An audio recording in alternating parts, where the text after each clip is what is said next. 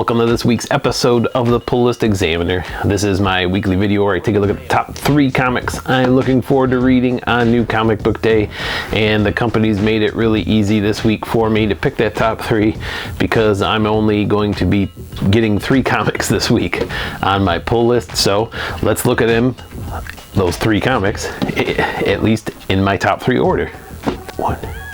Starting off at number 3 this week is going to be the Batman Superman World's Finest Annual issue number 1. Annuals usually have one-shot stories or loosely tie into some of the events going on.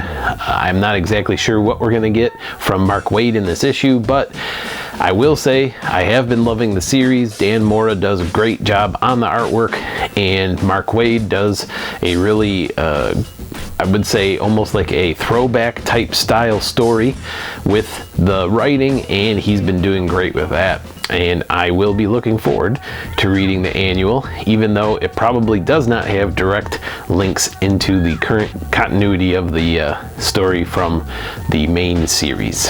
And at number 2 this week, we're going with The Ribbon Queen, issue number 7, over at one of my favorite publishers, AWA Comics. This is written by Garth Ennis, and it is a crime drama slash horror story, and I think Garth Ennis has made that reputation that he can put some pretty gory things in. And when you think of the term Ribbon Queen, I'm not sure what you're thinking of, but in this story it has to do with the way that this entity or spirit is taking out people, basically turning them into ribbons. So I'll leave it at that. You can check it out if you think you would like a crime drama sci-fi fictional ghost story, but I think Garth Ennis has been doing a good job, and we're down to 1 more issue after this, so the series is about to wrap. And at number 1 this week, I'm going with Incredible Hulk issue number 8. This is brought to us by Marvel Comics and Philip Kennedy Johnson on the writing efforts.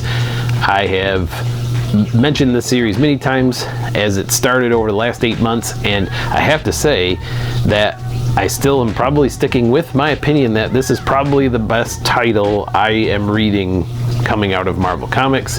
If you are an Incredible Hulk fan, I would not miss out on this one. Go pick up the issues if you can find them, the back issues.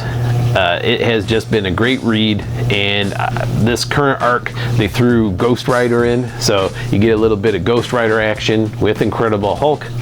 If you are a Marvel fan, and especially kind of in that horror genre, I would say check out Incredible Hulk issue number 8. Well, that was a quick list for this week. Only 3 comics on my pull list for this week. You can find what those are in this video and in the description below. Make sure you check out my month in review for January, which I will also be recording and posting soon, and you can find out what I thought the best reads over the course of the month of January 2024 were. Remember to read them, bag them, and board them, and we'll see you next time on Pullist Examiner. Thanks for watching.